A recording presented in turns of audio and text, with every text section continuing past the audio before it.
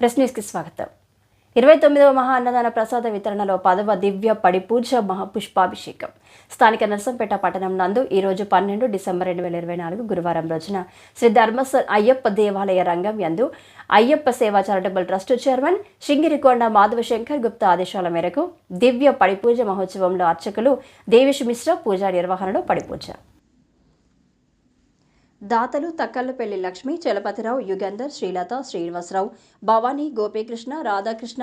agro industries, స్వర్ణకారుల సంఘం, నర్సంపేట బెజ్జంకి, రవీందర్, పబ్బా శ్రీనివాస్, సృజన, శివరాత్రి శ్రీనివాస్, ఉషారాణి, వనమాల వెంకటేశ్వర్లు, జ్ఞానేశ్వరి, అంకాలు శ్రీధర్, అనురాధలు ఆలయం అధ్యక్షులు సైఫా సురేష్ కమిటీ నుండి నూతన వస్త్రాలు ధరించి స్వామివారి అభిషేకంలో అర్చకులు గురుస్వాములు 18 మెట్ల 18 అంబాడి ముందు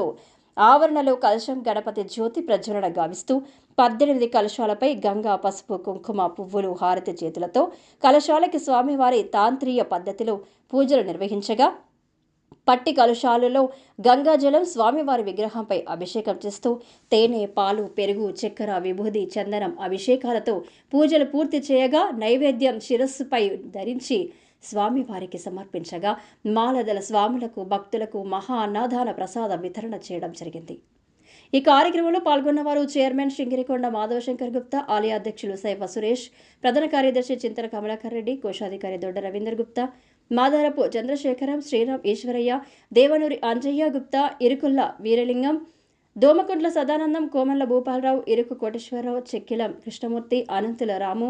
బండారిపల్లి చంచారావు, పాలకుర్తి శ్రీనివాస్, వజనపల్లి శ్రీనివాస్, సింగిరికొండ వేణుగోపాల్, పిన్న రామనాథం, దొడ్డ వేణు, మల్యాల రాజు, శ్రీరాముల కొమరయ్య,